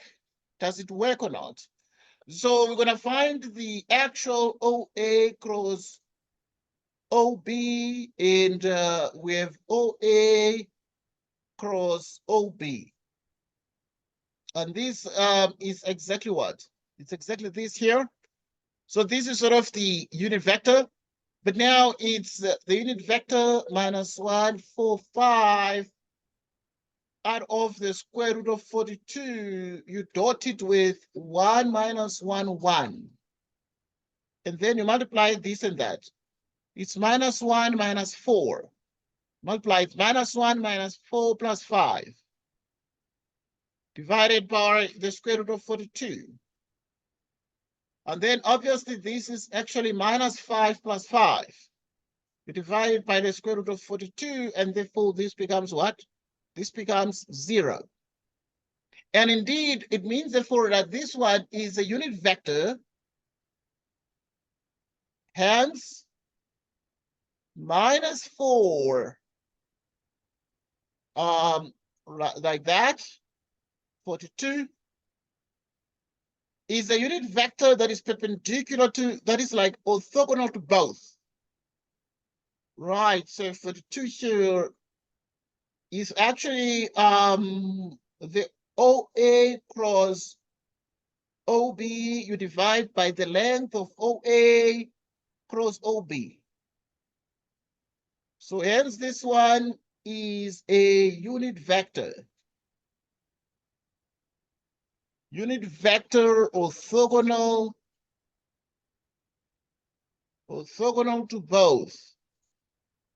to both OA and OB. Right, so any question on this so far? But we found one, but what is the other vector? The other vector can be found with ease, because if one of the vectors is the vector OA cross OB divided by, you can just multiply this one by negative. Just multiply it by negative. So if you multiply one of the vectors by negative, then we check that. So you have, and you can reverse the order. One way is to do OB cross OA, but you know, there are too many answers to this. So now you have this one. What did we do? Okay, it is minus 145. Minus 145, you divide by the square root of 42. Okay, we can also do find another vector doing in the opposite. And also, how does the vector in the opposite differ from this one? Let's do a quick check. Let's do a quick check. Right, so now if you're gonna do, for example, the vector OB, okay, because you already know, okay, I want us to do a quick test here. So now you are dealing with the vector OA, and the vector OA is 1 minus 1, 1. What is the vector OB? It is exactly 3, 2, minus 1. So we're going to do OB cross OA, which is IJK. So what is the OB? Right, OB is 3, 2, minus 1. OA is 1 minus 1, 1. Okay, then you block this and that, and this actually is the same as 2 minus 1, which is exactly a 1. Minus J. You block this and that. This is actually 3 plus 1, giving us a 4. And you have K. You block this and that. It becomes minus 3 minus 2, giving us a minus 5. I want us to compare exactly what happens here.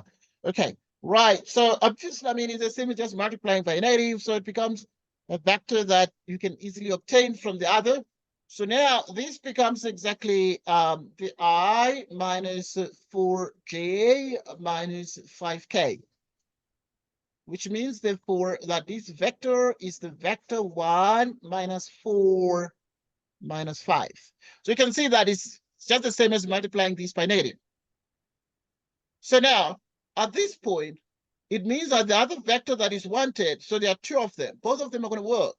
So, which means that the other vector, so this is one of the vectors with OB cross OA divided by the length of OB cross OA. Right, which means that we have 1 minus 4 minus 5 divided by the square root of 42. The square root of 42.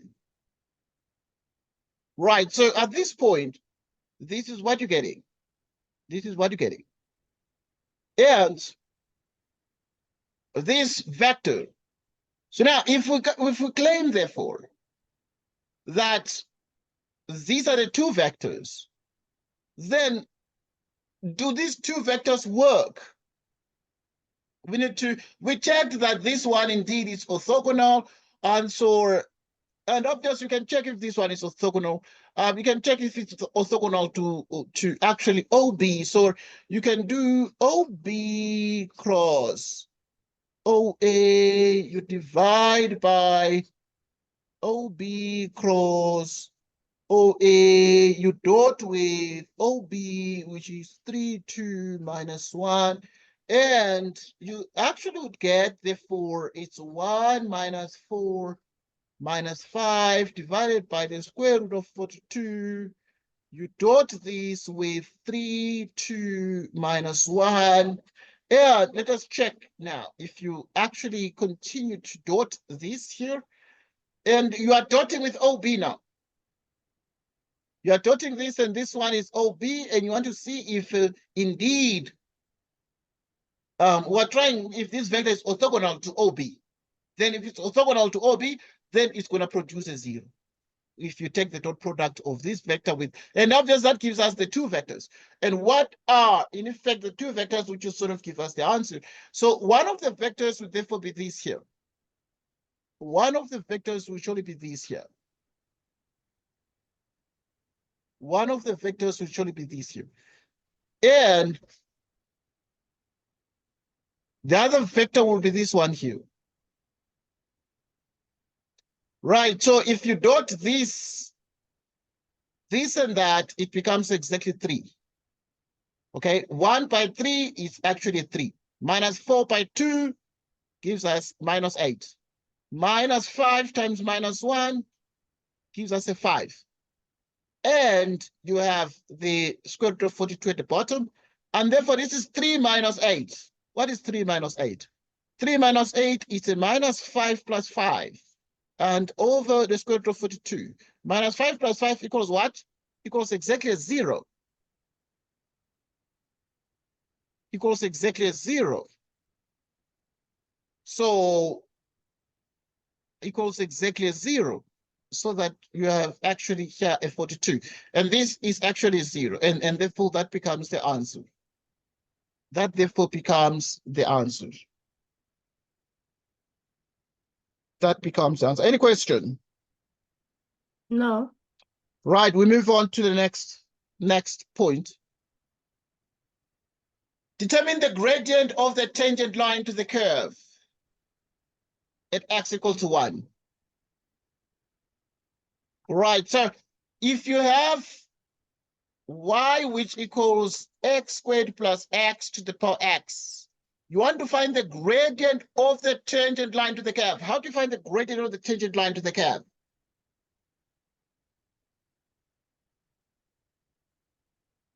How do you find the gradient of the tangent line to the curve? Find the derivative. The derivative. Okay, please find the derivative and let me know what it is. What is the derivative of that function? It's y equals x squared plus x to the power x. What is the derivative? Please find it and let me know. I'm just interested in getting to know the derivative. Right. Okay. Right, good. Right.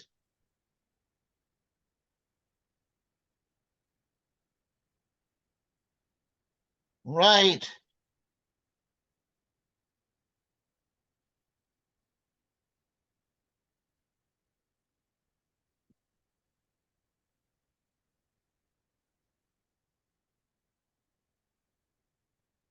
Right.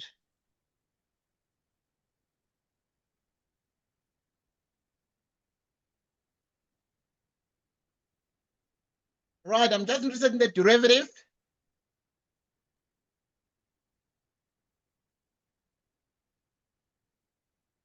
You let me know when you're done with the derivative, please. Okay. All right.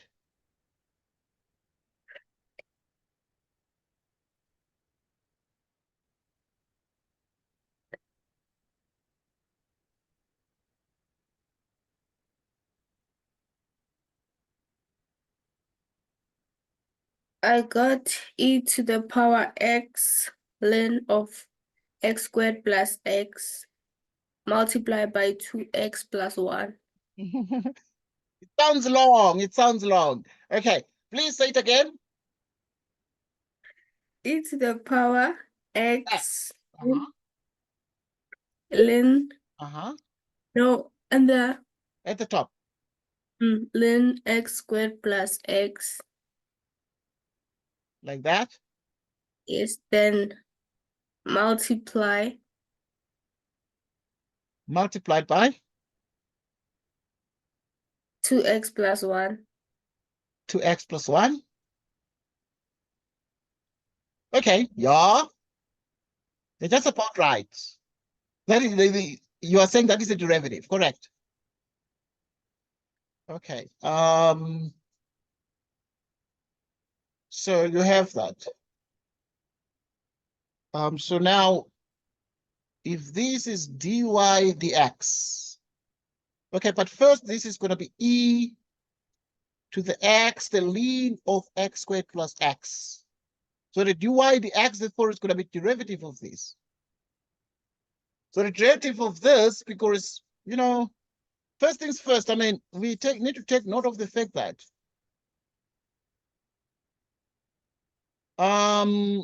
this is e to the power the ln of the x squared plus x to the power x. And this is exactly the same as, why? Because e to the power the ln of x in mathematics is the same as x. E to the power the ln of something is the same as whatever. That's why you write these as e to the power the ln. And now I'm sure you understand that, so that this becomes x the ln. I'm trying to check your answer.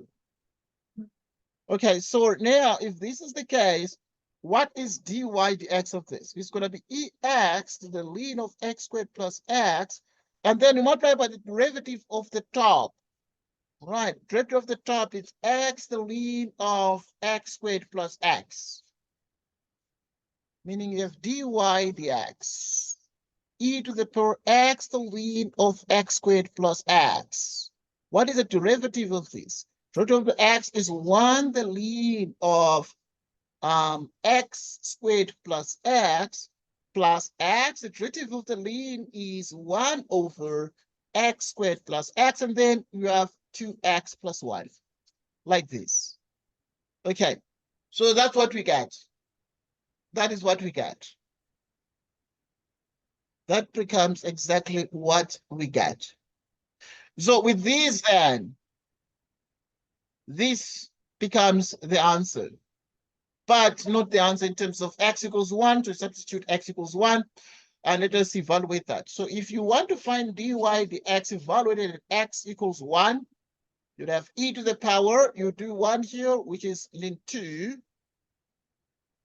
Ln 2 plus, you put 1 here, is going to be exactly 3 out of 2.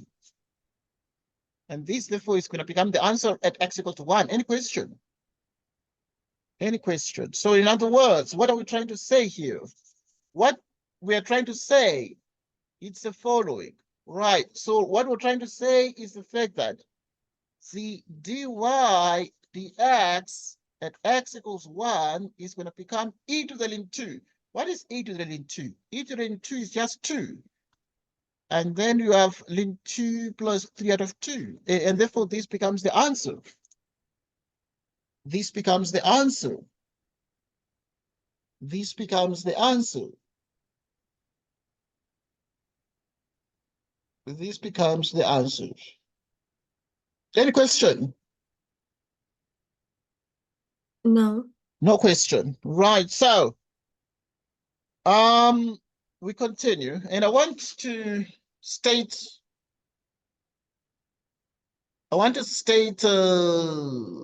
this particular answer. I can state it here. I want to state this particular answer because we obviously have solved this particular question, and therefore you need to obviously therefore be in a position to then say we've got this one, but I need to write a conclusion to it. Right, I need to write a conclusion to this. So we have these, but also we have exactly that. Right, so we have exactly that. We have exactly that. And we have exactly that. so that in the end, we can actually be in a position to put the final result here. I'm just going to put the final result here quickly. This is the conclusion part of this. So now we're going to quickly be in a position to quickly write the actual conclusion to this particular result as follows. Right. So, right, you're going to quickly be in a position to write the actual conclusion to this quickly and then move forward to the next question, because we've got a little bit of time to finish this off, and then we shall move to a new question. And we have the following point. Okay, going to include some brain teasers, Okay, now let us look at these. I wanted just to then say, in this particular question, we've already performed these questions, and now the two vectors in this point or at this point are the following. So, right, we need to verify that these vectors. You need to find the two unit vectors.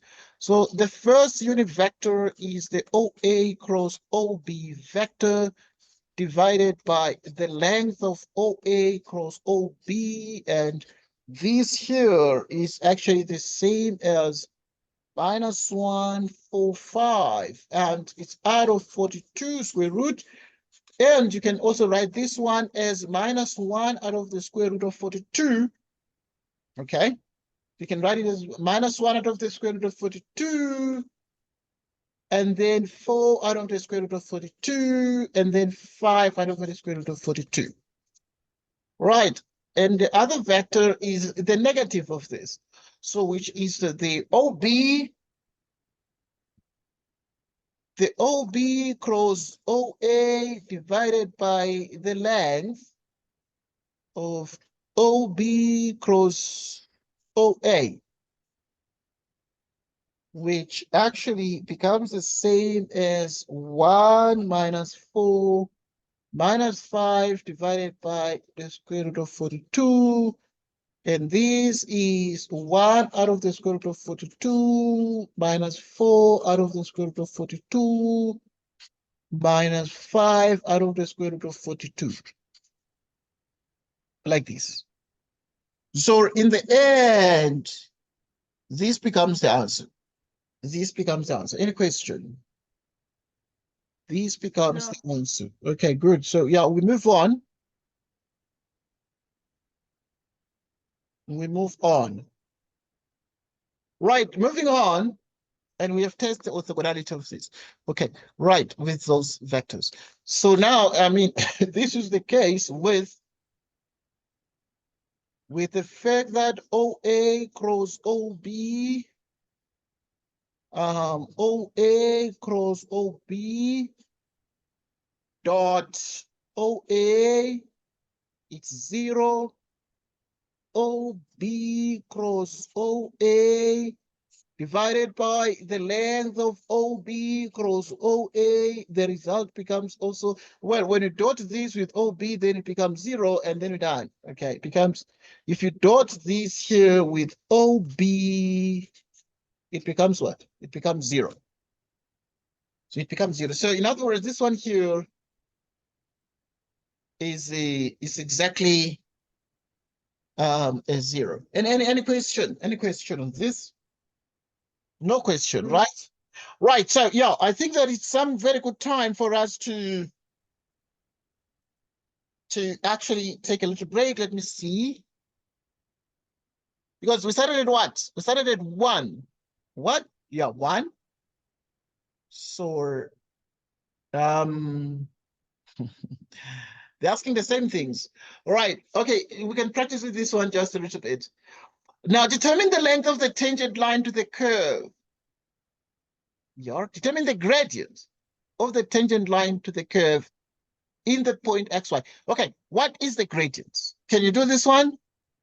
And then let me know what the answer is, and then shall do it together, please. Okay. All right.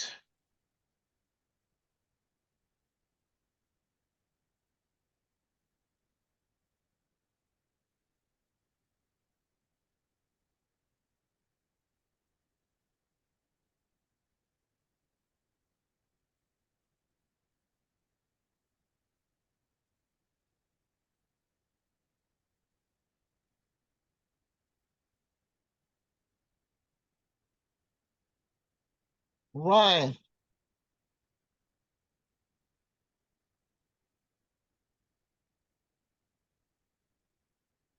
Okay, please let us know when you're done. Okay. All right.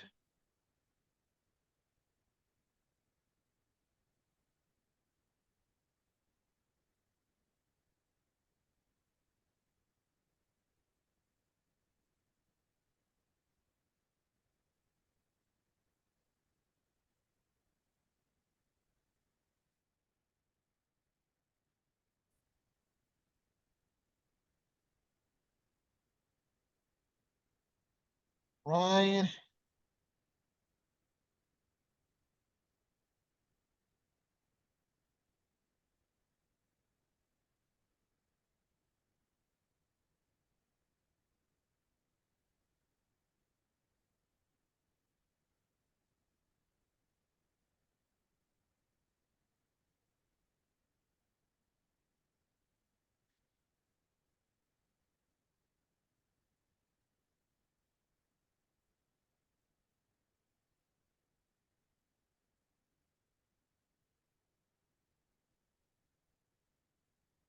Right.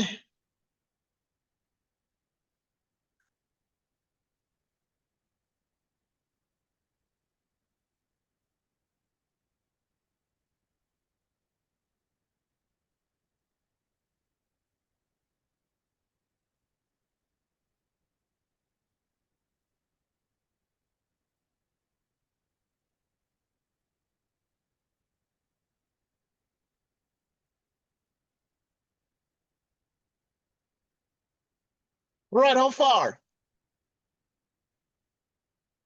Almost. All right.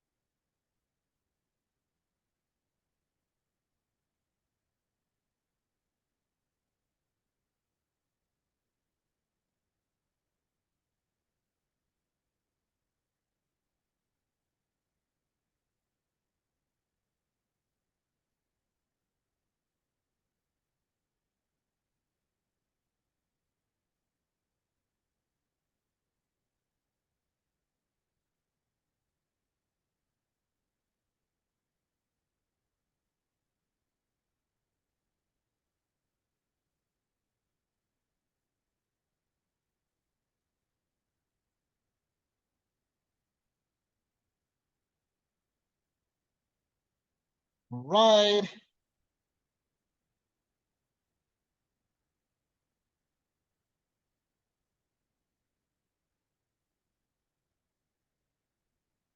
How far? Just checking up. Um, Almost. all right. Then I must give you a small test, I think, on these things. I'm gonna throw in a test.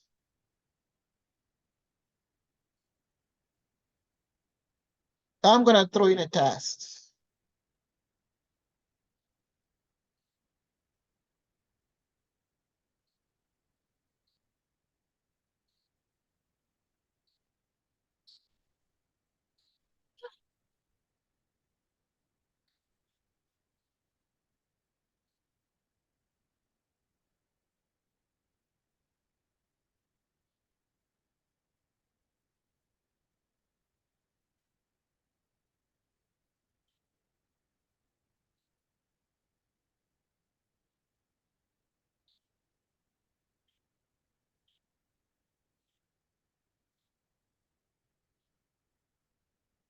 How far? Please, you need to finish up.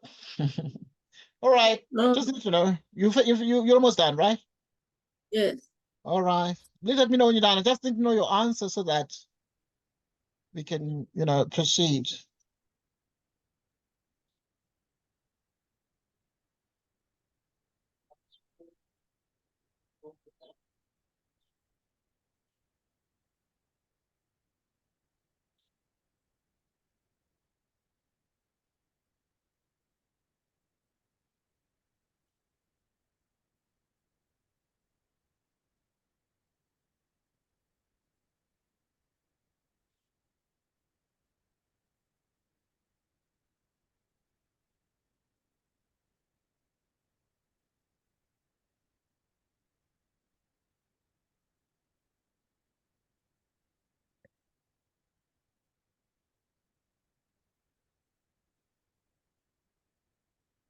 Righty, righty, righty, righty, right.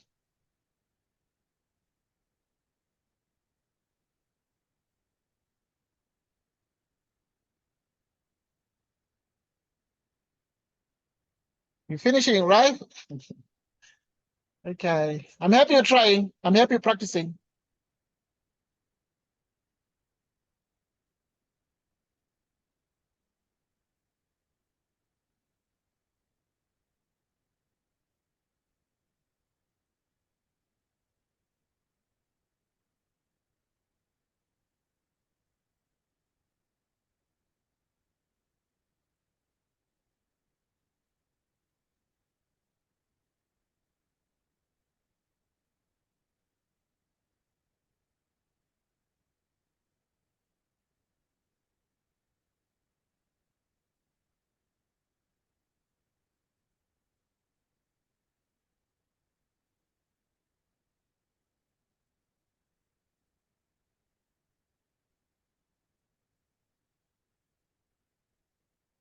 Righty. How far? Almost done. All right.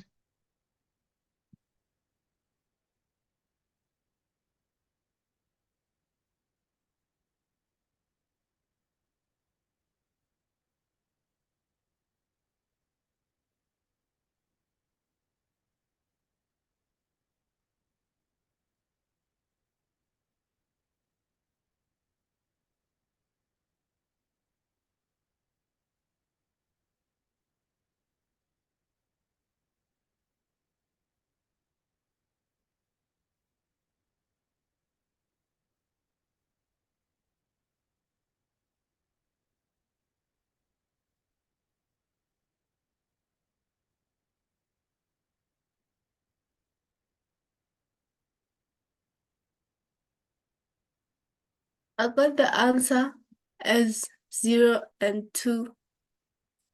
0 and 2. Okay. Could you please come again? You got the answer to be?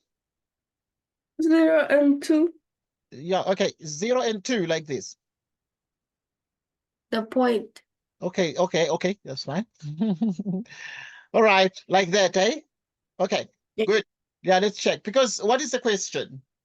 We need to determine the gradient of the tangent line to the curve at this point, at the point, in the point xy.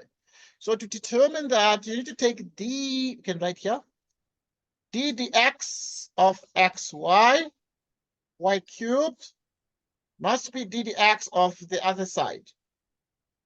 Right, it must be d dx of the secant of x. Okay, remember, what we only need is the gradient of the tangent line. And the gradient of the tangent line is the gradient of the function. And the gradient, now the derivative of the xy becomes 1 times y, because the derivative of the x is 1.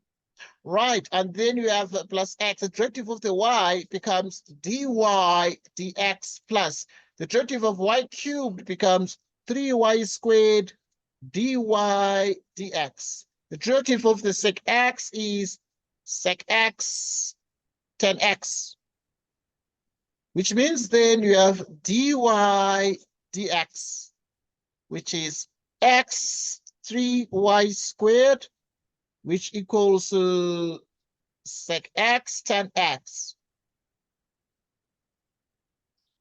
which equals exactly sec x 10x minus y, which means that dy dx is sec x 10x minus y divided by x plus 3y squared. This is the gradient,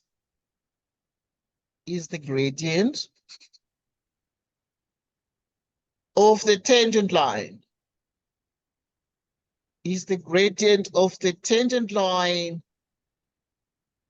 all right, of the tangent line in the point. These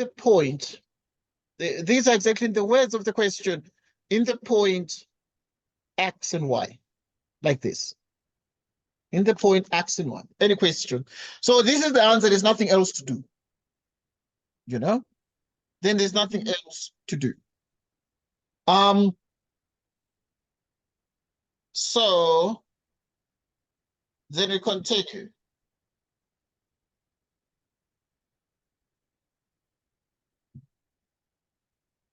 Right, we continue. Right, I think that our time is enough for today. We have been here for 2 hours, just a little bit above 2 hours, right? From 1 o'clock to 3. Okay, right. Thank you for joining us. It was awesome having this discussion. And let's see, and give one homework. That's fine for today. So it was awesome having this discussion. We're going to meet again. We're going to discuss on WhatsApp. Okay, but yeah, we need to meet again, you know? So yeah, we'll discuss. It can either be Friday, Saturday, something like that. Yeah, but normally it's Friday, Saturday. Those are our days. So you can still use those, but I think that we need to balance up because we need eight lessons. I need to count how many we have heard. Can you remember? Because I need to count. I'll check my program. Because we must meet twice a week in a month. Month is 4 weeks. And that means we need eight lessons. If we do 2 lessons every week in a month, meaning we need 8 lessons. But now I need to check my program to see how many we've had, you know? So, but I'm sure I'll be able to see that. So, I mean, that is the objective. So the actual thing of time is not, it's not important in terms of, we can take 2 months to use the 8 lessons.